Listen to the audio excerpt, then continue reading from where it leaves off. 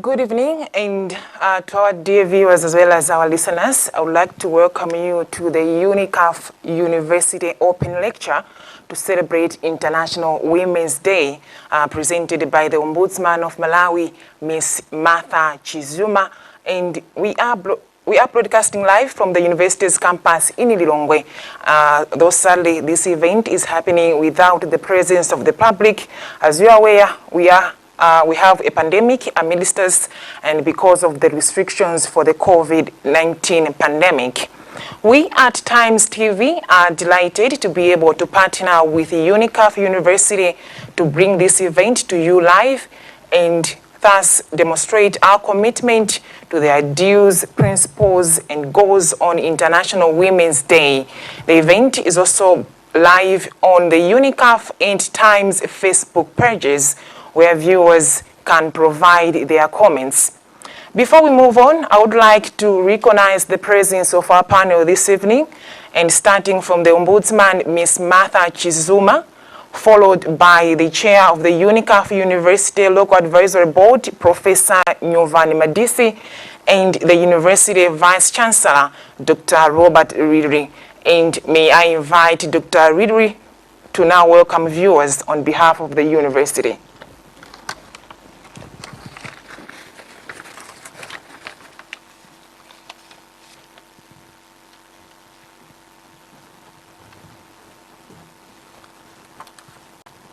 Thank you, Mrs. Kapalamula. I warmly welcome our guests and viewers tuning in for this important event. Unicaf University is proud to host this open lecture commemorating International Women's Day in partnership with Times TV and presented by one of the country's most respected high-ranking officials, the Ombudsman, Mrs. Martha Chizuma. One of the main themes of International Women's Day this year is leadership. And so I'm delighted to share the stage with three women leaders today. First, the presenter, Audrey Kapalamula. Second, Professor Nirvani Madise, Chair of Unicaf University's Local Advisory Board. Professor Madise is a renowned academic who was recently appointed by the United Nations among a group of internationally renowned scientists to co-author the 2023 Global Sustainable Development Report. She was also recently appointed by the Vice President, the Right Honourable Saulus Klaus Chilima, to the Civil Service Comprehensive Review Task Force, which will review internal systems so that corruption can be minimised. And third, of course, our speaker today, Martha Chizuma, Ombudsman of the Republic of Malawi, who honours us all with her presence. Thank you, Madam Ombudsman, for accepting our invitation to present this open lecture in spite of your very busy schedule. International Women's Day recognises many roles of women are asked to play in our society and provides an opportunity to give them the respect and support they deserve. This support includes the empowerment of women so that they are able to develop their capabilities equitably and inclusively with men, and form a just society, which can achieve real development and progress. And nothing empowers self-development and promotes equality of opportunity like education. So it is only fitting that an educational institution provides the setting for this event. Furthermore, the advent of new technologies, such as those employed at Unicaf University, facilitates online learning, which allows new groups of people to fulfill their dreams, such as working professionals, mothers of young children, home carers, and people with disabilities. Nelson Mandela said, "Education is the most powerful weapon which you can use to change the world." Unicaf University hopes that through its actions, its online teaching and its scholarships, and events such as today's event, to help change the lives of Malawians, especially women of all ages and backgrounds. Thank you very much. I'd now like to call upon Professor Madise to formally introduce our guest speaker.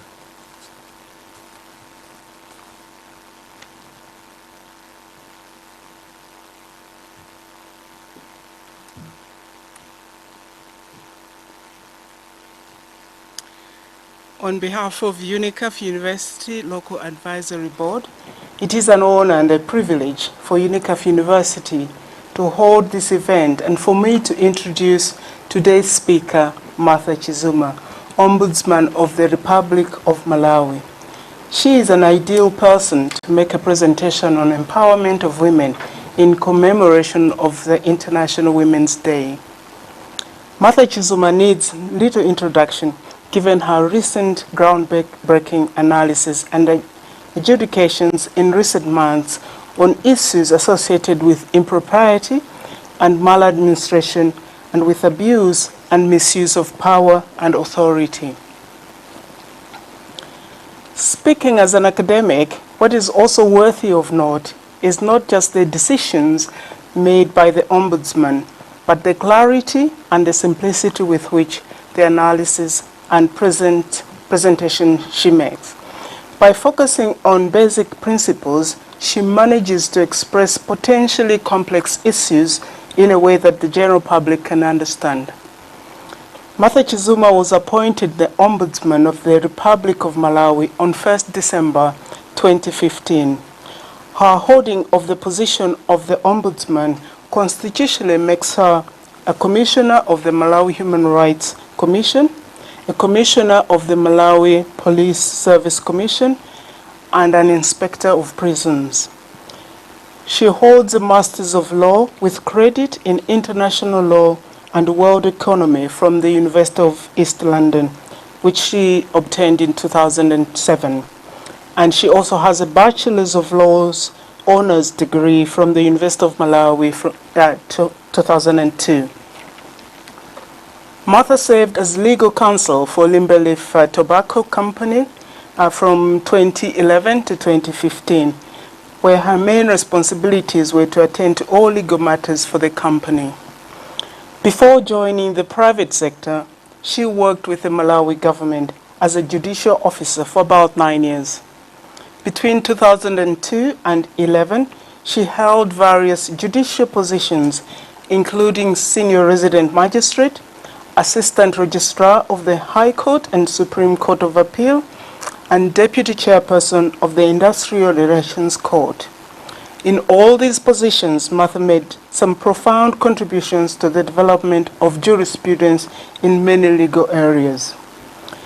In her present role as Ombudsman of the Republic of Malawi, Martha has implemented a number of strategies which have improved and strengthened and enhanced the operations of the Ombudsman Office in Malawi.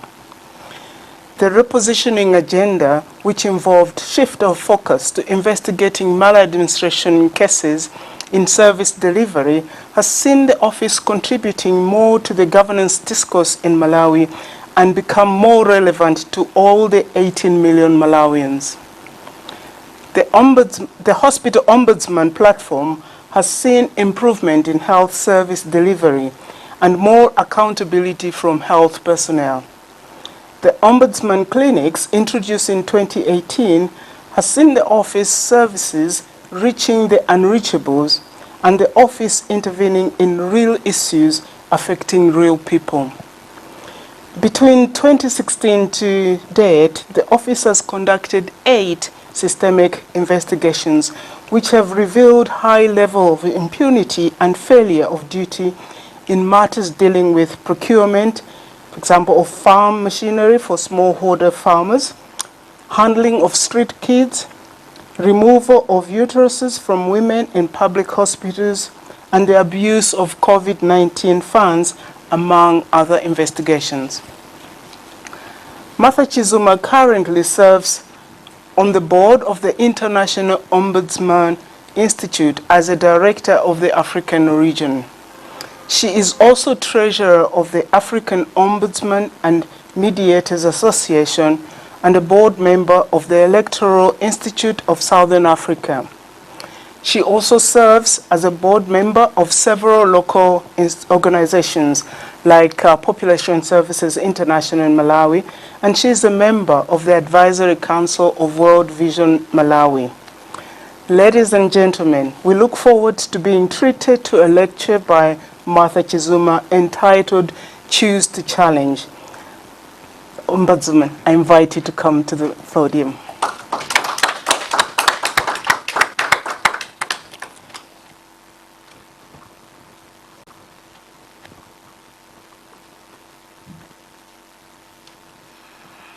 Thank you very much for that very generous introduction.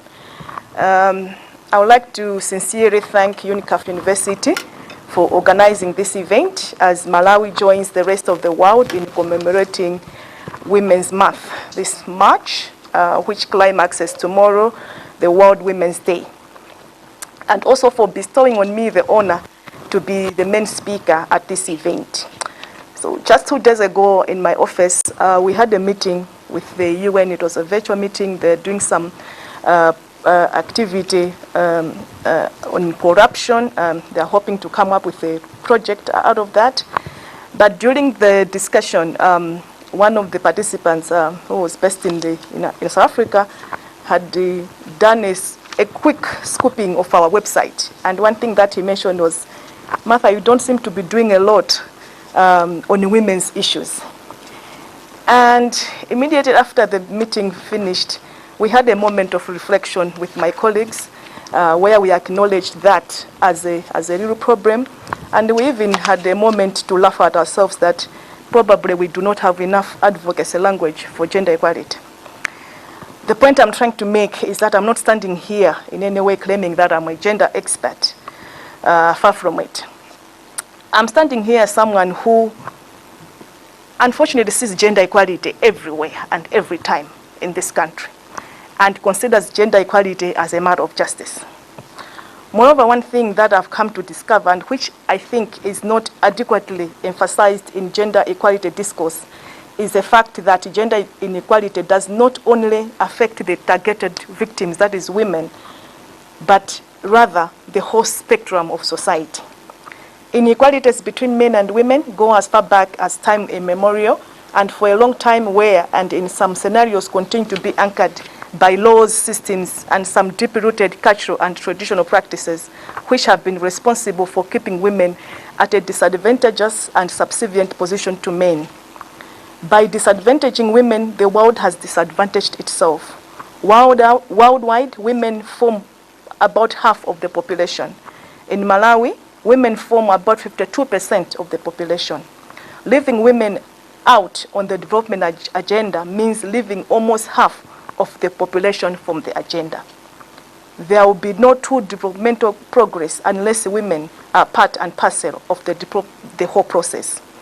This, in my view, should be a matter of common sense. It is in this context that it should be a matter of everyone's choice to challenge gender inequality and other biases. This evening, I just want to share a few of my thoughts on why challenging gender equality is a matter of justice for the victims, but also as something that benefits society as a whole. I'll also share a few of my thoughts on how we can challenge gender inequality at both national and individual level. In doing this, my focus will be on inequalities in education. I'm at an education institution, so that was an obvious choice, and employment world. But also we'll look at the benefits of putting women in decision-making position as a motivation for challenging inequalities. The first area that I believe gender inequality is quite obvious in this country is the low numbers of women in formal employment. Whilst it is a matter of general knowledge that there is disproportionate underrepresentation of women in both public and private workspaces, I was still a bit taken aback a few days ago when I was reading an article by Waniti Esere Meseshikapa titled Gender, Culture, and Women and Malawian Women's Reconciliation of Work and Family Responsibilities. The article was dated December 2020.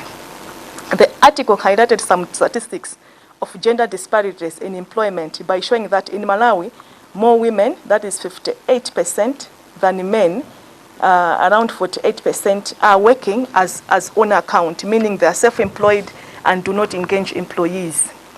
Additionally, more women, 67%, than men, 57%, are involved in precarious work, meaning they have no any social protection at all.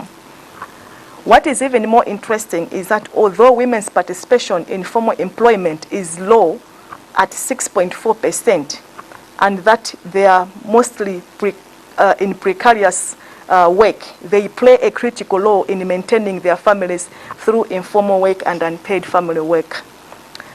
Every day I go to work passing through Area 3 police station side of the road, and I'm intrigued with multitudes of women coming from Likuni and Chinsapo side, getting off and buses, and others walking or trekking towards the Bwalolanjov area, where they are involved in various economic activities, operating on small businesses or working in mostly Indian shops. I've had several women come to my house to braid my hair who have told me that since their husbands cannot get a formal job, braiding hair is what puts food on the table, and it is sending their children to school. This simply demonstrates how sustenance of families in our cities to a greater extent depend on the women's earning capacity and power. Moreover, one thing that I've always noticed when I go to my village in Nkota is how you almost all the time find some men loitering around the market or trading centers, playing bar or drinking beer, usually after morning hours, whilst their wives are still laboring it out in the garden and or getting involved in some other economic activities just to keep the family going. The point I'm trying to make here is that despite all the hardships they meet and all the obstacles placed before them, women's contribution to local family well-being cannot be ignored and undermined. However, this being precarious work, it means that they are exposed to all sorts of danger, including sexual violence. I would like to demonstrate this by a very well-known case that most of you are aware of. In October 2019, in my capacity as Commissioner of the Malawi Human Rights Commission, I was involved in some high-profile investigation of sexual violence allegations against the members of the Malawi police that were made by a group of women from Pingu and Mbwatalika area. Majority of the alleged victims were young mothers and wives, mostly in their late 20s or early 30s. The story on this day is that when the police allegedly started entering the villages in these areas and firing tear gas and harassing people, most of the villagers, including most of the husbands of the victims, fled from the villages and hid in nearby dumpos. The majority of the victims at this time were doing various peace works in various places across the two villages. Some were involved in brick making, others were selling charcoal at Pingu market, such that when all this incident was unfolding, it took them time to flee from wherever they were to go back to their villages. Upon reaching their villages, they found the villages completely deserted. And that was the time that they met the police. And it was at that time that the sexual assault allegedly happened. This is just one of the dangers that women are exposed to when they're involved in the informal work that they do. But even for the 6.4% women in the formal sector, most of them are in lower positions because of their education qualifications. And they do not advance in higher positions, with most of them citing huge family responsibilities. It is clear gender culture plays a big role in how they reconcile work and family life. And as Mrs. Chikapa in her paper argues, childcare is not only or in fact the main issue in this case. In fact, most working women can access affordable childcare in Malawi, which makes it easy to reconcile work and family life. However, there are other factors like cultural norms that shape spousal attitude towards a working wife and also sometimes societal expectations over a woman. In as far as cultural norms are concerned, the positive attitude of the spouse towards his wife's career has a very positive impact and greatest influence in reducing conflict between career and family. Where, however, men regard a woman's career as a threat to their masculinity or just don't seem to appreciate its importance, they will always find ways of frustrating her, and this automatically puts conflict between family and career for the woman and eventually affects career advancement. In terms of expectations themselves, Mr. Chikapa study finds that there are some society expectations placed on women on what they are expected to do that sometimes conflicts with their career advancement. The expectations placed on a Malawian career woman are huge and go just beyond childcare. She's supposed to ensure that the home is well stocked with food, the laundry is done, and the kids have their homework in order, manage and handle the extended family politics, attend to community obligations, and somehow still expected to perform above the man at the office. Whether your concern is the large number of women involved in precarious work with all its associated dangers, or indeed the depressing small numbers of women in formal sector, where they are subjected to some gender norms that further impede their career development, what is clear from all this is that gender inequality starts right from the education system itself. According to USAID, even with abolishment of school fees in primary school, national education data for Malawi show that 62% of girls who enroll in Standard 1 continue to Standard 5, and only 29% remain enrolled from Standard 1 to Standard 8. In 2016, less than 40% of those who enrolled in Standard 8 in the previous academic year transitioned to Form 1.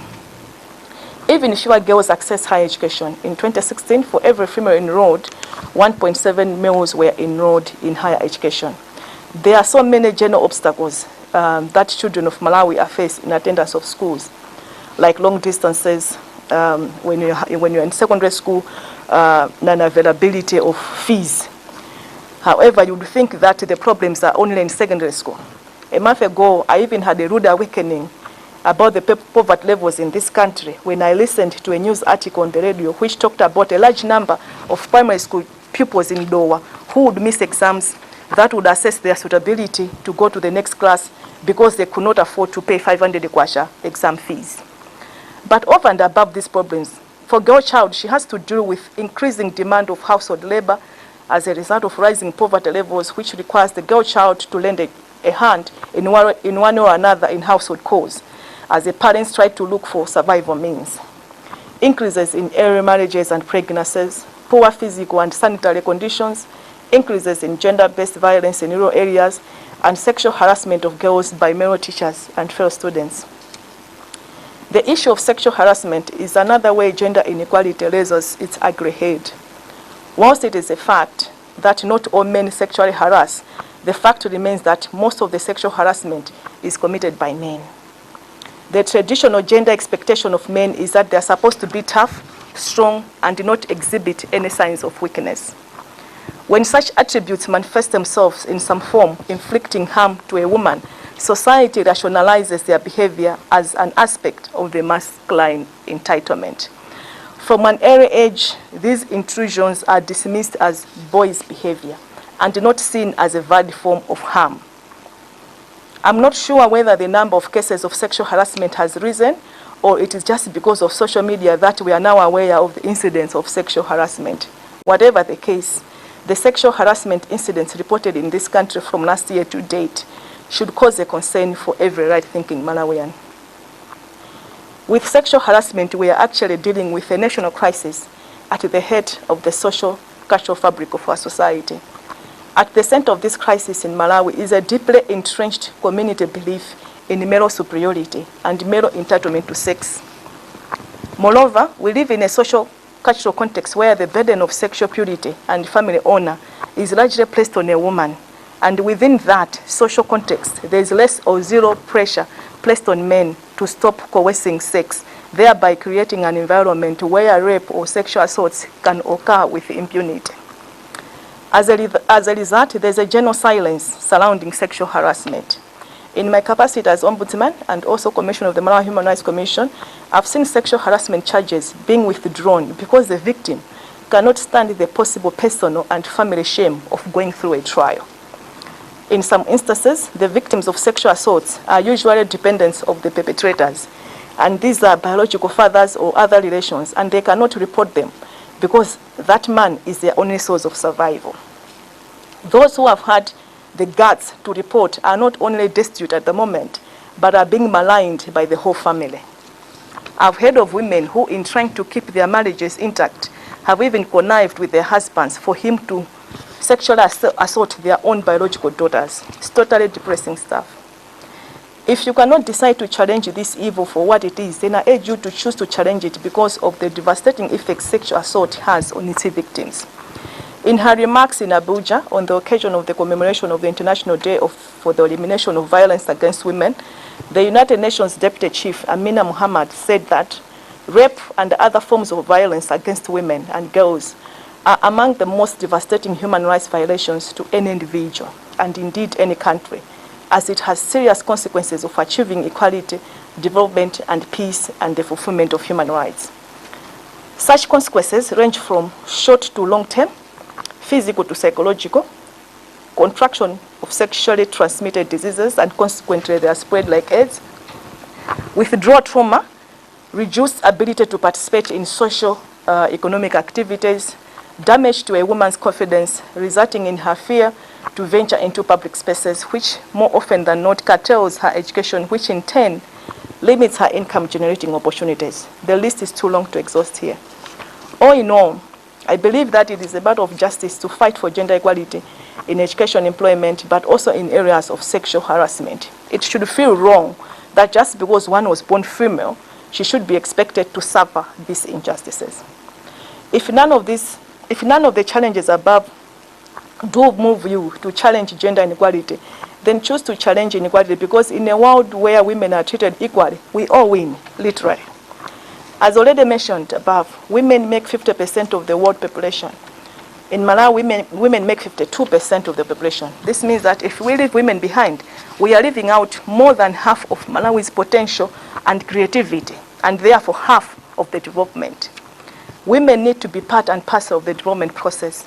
Malawi's own development blueprint, Malawi 2063, which envisions an inclusively wealthy and self-reliant nation by 2063, recognizes the negative impact that gender inequality has across all sectors.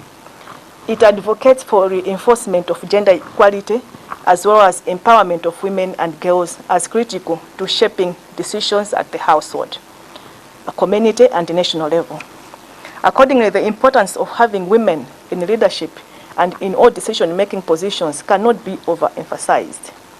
UN Secretary General Antonio Guterres recently put it in this way: women leadership and decision-making is not a favor to women. It is essential to peace and progress for all. We cannot hope to turn the climate crisis around, reduce social divisions, or make sustained peace without the full contributions of all society. And as late Justice Ruth Ginsburg of the Supreme Court of Appeal of the US argued, women belong in all places where decisions are made. There is ample evidence that shows that women bring to leadership a more complete range of qualities modern leadership need, including self-awareness, emotional attunement, humility, and authenticity. When women have a chair on the table where decisions are being made, they positively influence social issues like health and education in a manner that benefits the society as a whole. I remember when I was at Limbe Leaf Tobacco Company, when I had my first child, that was when I was working as a legal counsel. That was when I realized that the company's policy only provided for 8 weeks maternity leave. This obviously was not right, and therefore right for me, and therefore not right for any potential mother in the company. And because I was in a position that could influence policy, I added my voice, and the maternity leave days were increased to 12 weeks. Compare this with the issue of the Fistula Center closure at Ibaira Hospital, where as soon as the COVID pandemic hit early last year, a decision was made to close the Fistula Center in April 2019. Whilst there probably were other considerations that went into that decision, the fact that the decision was made when the ministry had both a male minister and a male PS did not make for good optics. And the fact that the decision to reopen the center was made at the time the ministry had a female minister cannot go without mention. As we have already seen, obstacles to education, especially for women and girls, exposes them to high precarious work, but also generally affects their career advancement in formal work. This needs to be challenged because there's evidence to show how educating girls impacts and benefits all sectors of development. Investing in girls' education has reduced under 5 child mortality and child mortality by half because of the delay in childbirth age. It has had a significant positive effect on output with the rate of return being a 5 to 12% increase in economic growth for each additional year of schooling in the average population. It has played an important role in increasing growth directly and through its impact on increased life expectancy and lower fertility rates. Lastly, more education for female farmers relative to the male farmers increases farm yields by as much as 22%. Giving women and girls access to education is a world priority for the good of all, and we should always remember that we are not speaking about a luxury, but a basic human need that we should guarantee to everyone. How then should we challenge? As demonstrated above, challenging the eve of gender equality should be a responsibility of all of us. For men, if you do not feel compelled to challenge gender inequality, despite of the fact that your own mother, sister, niece, daughter, or any of your female relation is at risk of it, challenge it because Malawi, a Malawi that promotes gender equality is of direct benefit to you as well. Specifically, first as a nation and at an individual level, depending on the space of influence that we have, we should stop forthwith providing excuses to implementing the existing legal and policy structures on gender equality. I am one of those who believe that we do have sufficient legal framework in this country on almost every matter, especially regarding gender equality. What is required is implementing or applying those laws and policies. Some of these laws have been on our books for more than 3 decades now, and that to date we are so much lagging in terms of achieving gender equality should be a point of shame for all of us, more especially when one considers that what is in issue here is not seeking a favor but a right. The talk shows about this important issue have to come to an end. Tangible, measurable actions need to be taken in a seriously. Secondly, I remember a few years ago, some reporter asked me if we still need specific women's structures to fight for gender equality. My answer was that we may not need them forever, but for now, yes, we definitely need them. The specific structures and systems provide the best platform to challenge gender inequality because they can be specific in terms of their interventions. Although we may not see it physically, but we should always keep at the back of our mind that there's a whole system starting from our homes to the corridors of power at Capitol Hill that normalizes the perpetuation of inequalities against women. Specific structures are needed to deconstruct that, and to this end, the work so far done by these structures demands special recognition.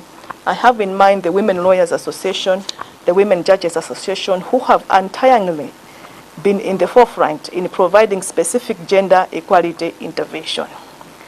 Moreover, interventions that may not have been originally been intended as a gender equality intervention, but have similar impact on the ground, need to be specifically acknowledged.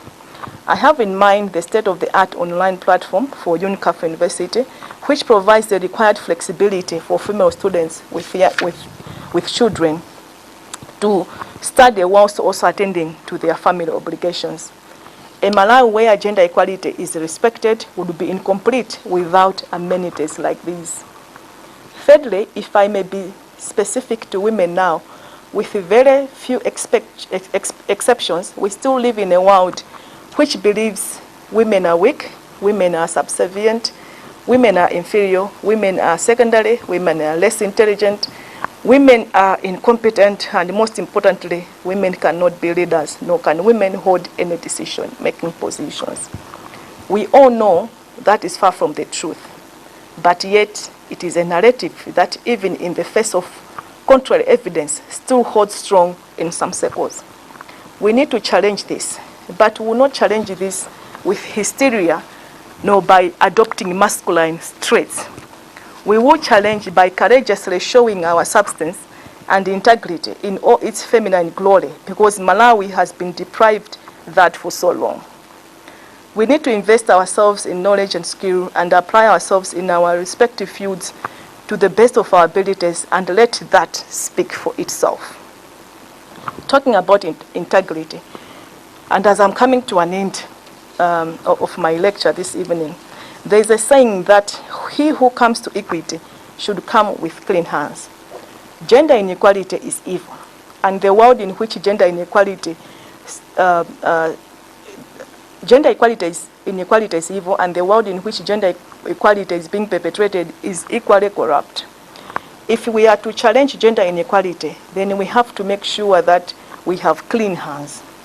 In other words, we will only effectively challenge gender inequality if we bring a different and better flavor to the table. The problem of gender inequality is quite deep and has different facets to it. It will require a certain kind of courage to successfully challenge it, and that courage can only come from a place of integrity. Integrity in both our personal and professional lives. And believe you me, I know issues of integrity are sensitive. They are not easy and are not comfortable subjects for discussion. But I truly believe that we do not have any other option about this. Once again, thank you very much for taking time to listen to my thoughts on this very important matter of gender equality. And I would like to sincerely thank Unicaf University for giving me this opportunity of this platform. This evening, it is my hope that you will choose to challenge and be a threat to every form of gender bias and inequality you may be faced with in our society. But if tomorrow you cannot remember anything I've said this evening, I hope you will remember that behind you are the challenges you have made. Before you lies new possibilities. Today, choose the direction of your life. I hope you do choose to challenge gender inequality. I thank you for your attention.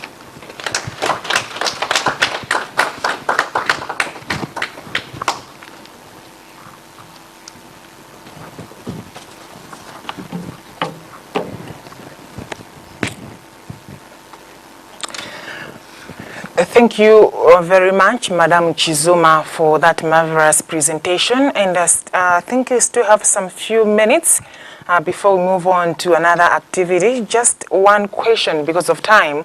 There is one question that I would like you to respond to. And it goes like, you hold a powerful position with a lot of responsibilities and lots of expectations. Does this sometimes scare you? Just briefly respond to that question before we move on to another activity. Thank you very much for that question. I think I'll answer that question by giving an example of an incident that happened in the office in the early days of my appointment. This was the time when I was, I think, 4 months into the office, and we had received this complaint on the tractor gate, the famous tractor gate case. When the complaint had come, I usually, and this is a practice that I haven't stopped since I went into the office, I usually bang heads with especially the directors, the senior people within the office. So I remember after receiving the complaint, I sat on it for about 2, 3, 4 days. And then later in the week, I brought together all the senior people. And I told them about that complaint. And the consensus then was that, Madam, don't even dare. At that time, the office was very low on the funding that you used to get from government.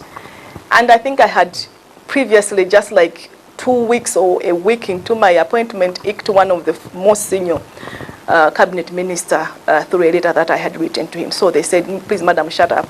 So I kind of said, okay, we'll just sleep over this and let it pass. I think a week later, I was reflecting within myself. I said, okay, so you are now Ombudsman. Is this how you want to discharge your functions in this office, to base your decisions based on fear? Immediately I said, no way. That's not the kind of a person that I am. So I remember going back to the office and inviting all my colleagues again and said, we are going to do this investigation, whatever comes. And that's what we did. So in answering your question, I get threatened sometimes. That's normal for every person. But over time, and this is something that I've come to realize over time, is that people who come to you with threats, it means that they've got really nothing substantive against you. So the only thing that they rely on is threats or bribes or whatever. So I don't waste time with people like those. I handle the possibility of physical threat that can come to me, but otherwise I simply stick to substance. So I get threatened, but so long as that threat is outside anything substantive, I really don't mind.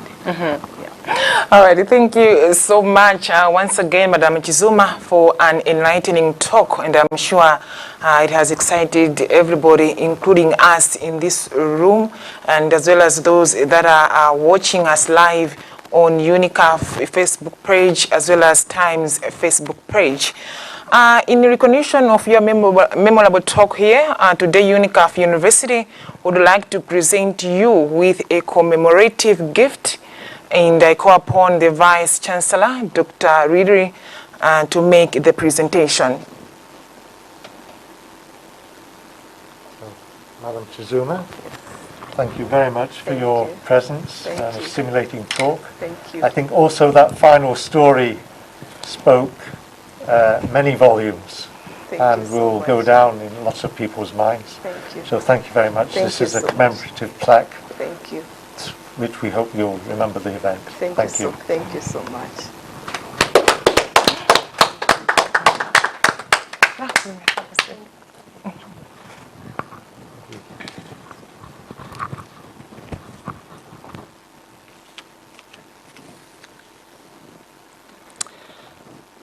That brings to an end of this live event featuring the Ombudsman of Malawi to commemorate International Women's Day, and we hope you have enjoyed the program. We wish you a good evening from Unicaf University campus here in Lilongwe.